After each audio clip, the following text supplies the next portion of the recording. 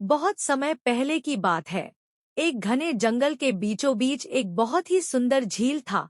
उस झील में बहुत सारी मछलियां और केकड़ा भी रहता था। वह सब बहुत खुशी से मिलजुल कर रहते थे। लेकिन हर रोज उस झील के किनारे एक सारस आकर मछलियां पकड़कर अपना पेट पूजा करता था। जब भी सारस झील किनारे आ पहुंचता तब सारे मछलियों के बीच भागा दौड़ी शुरू हो जाता था। ऐसे दिन बीतता गया।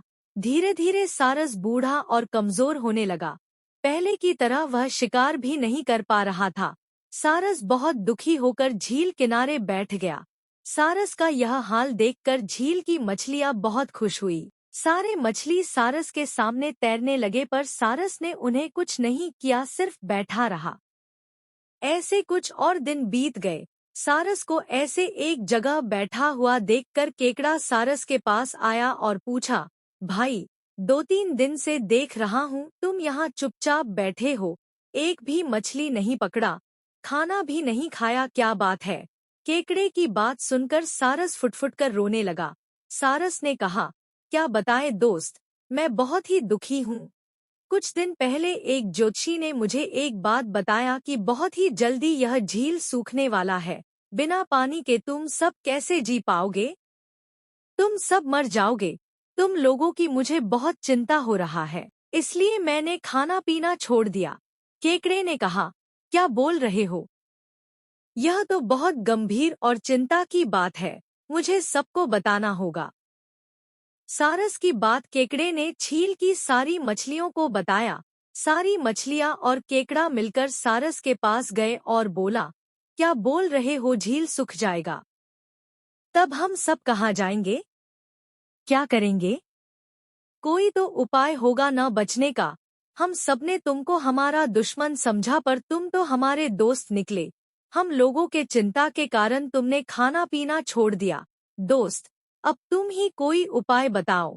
सारस ने कहा, अच्छा लगा सुनकर कि तुम सबने मुझे दोस्त माना है।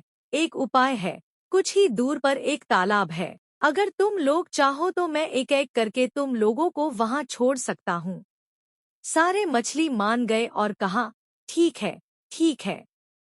तालाब में पहुंचाने के लिए अगले दिन से सारस एक एक मछली को अपने चोंच पर लेकर जाना शुरू किया। ऐसे कुछ दिन बाद केकड़े की बारी आई। सारस केकड़े को लेकर रवाना हुआ। कुछ दूर जाने के बाद केकड़े ने सारस को पूछा, भाई, यह तालाब और कितना दूर है?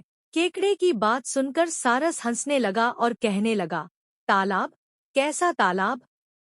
यहाँ कोई तालाब नहीं है। मैं तो खाने के लिए तुम सबको यहाँ लेकर आ रहा हूँ। इतने दिनों से मछली खा खा कर बोर हो गया हूँ। आज बहुत मजा आएगा तुमको खाकर। आसपास देखो, तुम्हारे सारे दोस्त के हड्डियाँ। अब तुम्हारी बारी है। यह बोलकर सारस एक बड़े से पत्थर पर आकर आ बैठा। सारस की बात सुनकर केकड़ा बहुत गुस्सा हो गया और अपने आप को बचाने के लिए अपने दोनों हाथों से सारस का गला दबा दिया और कुछ देर बाद सारस मर गया। फिर केकड़ा अकेले झील वापस आ गया और बाकी मछलियों को सारस के चाल के बारे में बोला और कैसे उसने